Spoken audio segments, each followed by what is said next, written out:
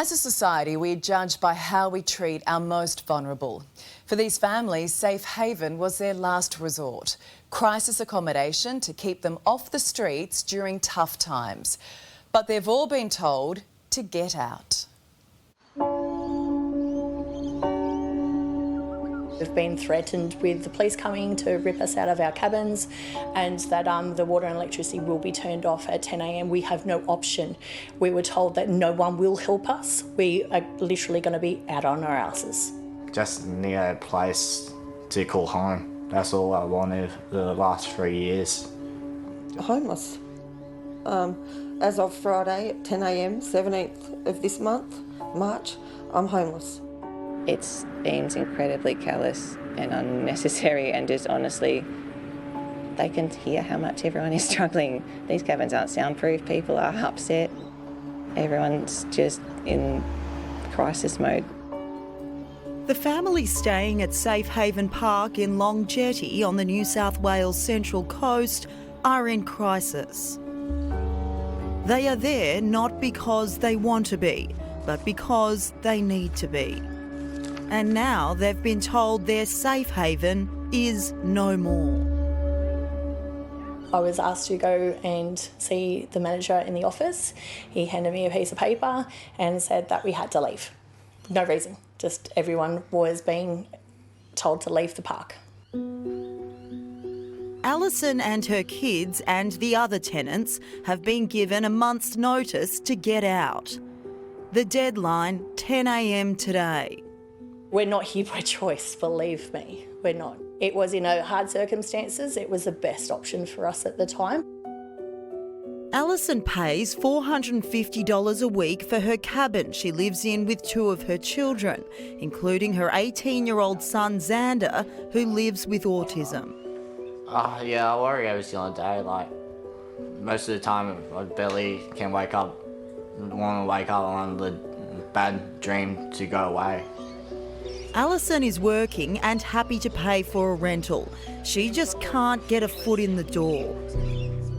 I keep on getting knocked back because I'm a single mum, and as of yesterday, I was only on a single income, so I've had to go out and get a second job.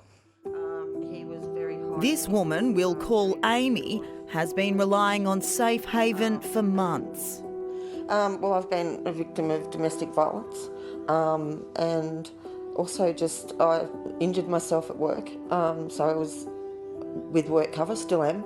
How much are you paying in rent here? $550 a week. And so how much does that leave you with? $70 a week to live on, to put petrol in the car, to buy food, phone. Amy's fallen behind on rent for her cabin and is struggling to survive. I'm very scared. I've got a son, I've got 3 cats who are they're my family. I have no other family, so they are my family. And I have an unregistered car that I can't afford to register, so I'm going to have to put my cats in my car and somehow live. She says she has nowhere else to go. It's terrifying. It's absolutely terrifying. The other week I was going to give up. I'd had enough. It's just too much now. I have just been on the carousel of trying to find somewhere to live. All I want is a roof over my head. Noni and her children lost their rental home during the floods. We lived in North Entrance, had a beautiful rental in between the lake and the beach, and we got hit several times. They've been stuck in the vicious cycle of homelessness ever since. And Noni says the conditions at Safe Haven aren't great. I'd slipped on the tiles in the kitchen because they weren't attached to the floor, which I was not aware of until they moved, and I fell and dislocated my kneecap. She's managed to secure a new rental after receiving the eviction message loud and clear. If you're not out, the lights are going off, the power's going off, the cops are coming, it's going to be chaos, get out of here before then. You've got to think about your kids, you can't have them in somewhere like this. I've already been locked out of my cabin. We've had our locks changed already. I don't have a key. Safe Haven staff told A Current Affair the park is closing because they can't afford to run it anymore. It just needs someone to like give us a hand. That's it. To any family that in need. Especially for very underprivileged people, disabled people, they shouldn't be living in squalor, and they sure as hell shouldn't be thrown out into the street. There's no way out. You sit in bed at night and you just think, where am I going to go? What am I going to do? How do I get any help? Like, I'm only asking for just a little bit of help. I'm not, as I said, I'm not asking for the moon. Just a little bit of a hand.